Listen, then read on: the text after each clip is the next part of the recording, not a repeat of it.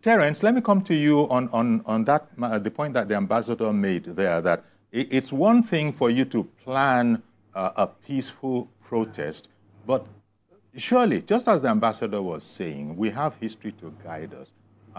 The great concern is that that action, that peaceful protest action as planned, could be infiltrated by, quite frankly, let's just say ne'er-do-wells. But beyond that, there are even those who are fearing political motives. So we've heard from the protesters, those who say that they're not necessarily the, did they say they're not, how did they put it delicately? They're not the leaders, but they are the organizers. But whoever, nobody can actually guarantee that it will go as planned. Now, sitting where you do sit, you know, as a special advisor to the secretary to the government of the Federation, I imagine that there will be a lot of goings and comings that you will be privy to.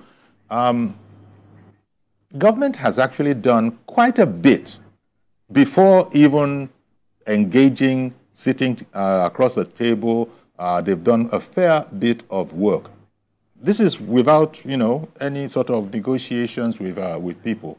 Are you hopeful that we can actually get people to see it differently from the way they were, you know, proceeding on? Because it seems to me that they seem to think that we must protest. We have this right to protest. And people are saying, nobody's contesting that right.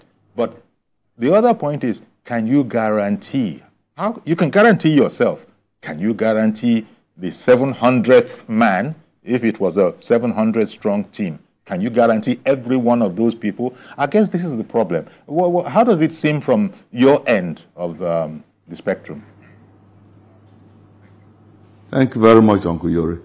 You know, the issue of this protest is quite an amazing situation because this is a government that have come in and have made so much effort for the citizens to be able to stabilize. And in 2023, when all the three frontliners were campaigning, all of them promised to take the decisions that this government has taken. Subsidy was removed. And you and I know that when the subsidy was removed, the major challenge was the issue of transportation of workers and citizens of this country. Mm-hmm. We know the stage that the CMG plants in Lagos, Abuja, and the major cities. We know the stage that they are. We know that most of the buses have arrived Abuja, have arrived Lagos. All these things are being put in place so that by the time these things are launched, most Nigerians won't feel the impact of the transportation issue.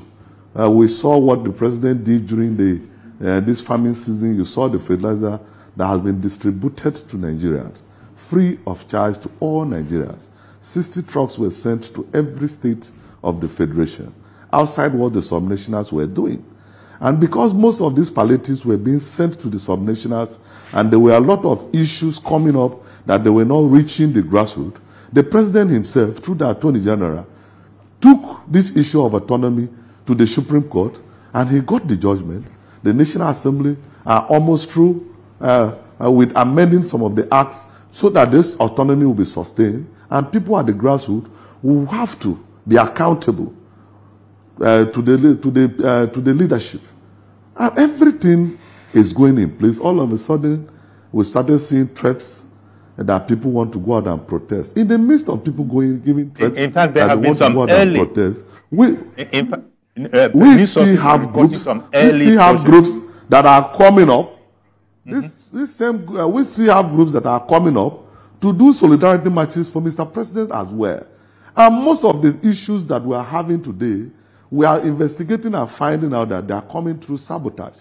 Because, Uncle Yuri, if we go to the cold north where the farmers are, we know how much the price of sorghum, the price of millet, the price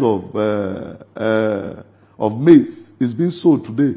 We know how much a bag of Irish potatoes is being sold today in Jos. But when it gets to the cities, we see sabotages of the prices still soaring up. You and I know that the price of diesel in this country got to 1,800, 1,900. How much are they buying today? The people that were offering services courtesy of this diesel, now that the diesel have dropped, have they dropped their services because the diesel have dropped? So most of the sabotage is coming even from the citizens ourselves. But we are refusing to take a holistic look at the situation that is happening. The efforts that the president is making, the sabotage that is coming with, so that the system will not work, so that he will be discredited, and all of this put together is quite an unfortunate situation that instead of coming together and to be patriotic so that we move our country forward, all efforts that are being made by government are met with sabotage.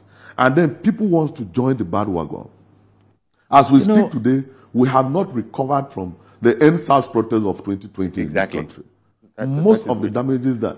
And then we are talking of another protest, and we are talking of another, not just another protest, a faceless protest, where people who are coming out to show their faces are residing abroad. They are not even here in the country with us.